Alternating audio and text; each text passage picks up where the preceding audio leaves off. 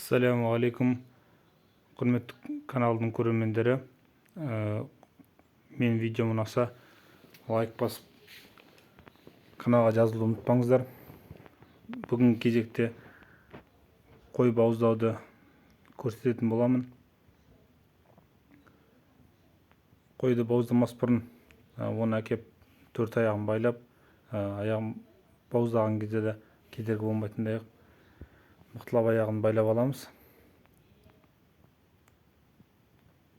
Одан кейін кезекте малға негізі көрсетпей пышақты өтетіндей қылып жақсылап қайрап алған дұрыс. Және де мал қойды бауыздайтын жерде басқа да малдар болмау керек. Міне бисмилля Аллаху акбар деп қойды құбылаға қаратып жатқызып бауыздайтын боламыз. Және де бір ескерте кететін нәрсе, жұлынына қой өлгенше тиісуге болмайды. Тек қана екі тамырын кесеміз. Қой қан бір ағып бітіп өлгеннен кейін барып жұлынын кесуге болады. Ал жұлынын оған дейін кесіпсеңіз мал арам болады. Мен екінші қошқарды бауыздау кезін көрсетіп отырмын.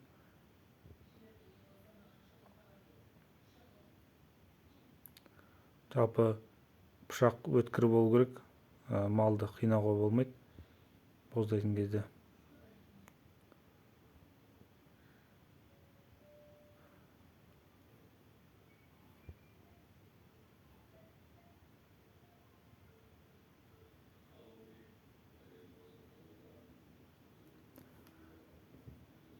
Мына жерде сирағынан терісін босатып, тілерсегінен терісін түсіреміз. Екі жағында аяғын. Одан соң ілгешекке іліп немесе жатқызып та союға болады. Әркімге қалай ыңғайлы. Қойды ең бастысы таза әрі ыңғайлы жерде сойған дұрыс. Және бірінші кезекте терісінде таза түсіру керек, етті кірлетпей. Жалпы іліп қойып сойған ыңғайлы. Түріктердің бір мақал бар ғой. Әр қой өзінің сирағына асылады деген. Мына жерде кейбіріңіз білерсіздер, білмейсіздер. Мынау вертушка деп аталады. Жалпы үлкен малда осындай екі вертушканың алдыңғы және артқы аяғын бөлек-бөлек арқанмен тарту арқылы іліп та союға болады. Қойды тек қана екі арттың аяғына іліп көтере саласыз.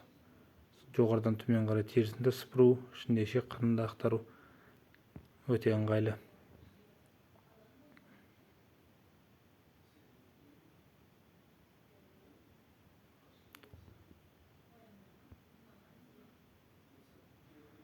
Видео ұнаса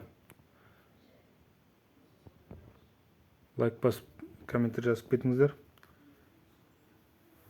Келесіде тағы да үлкен малдарды сойып көрсететін боламын.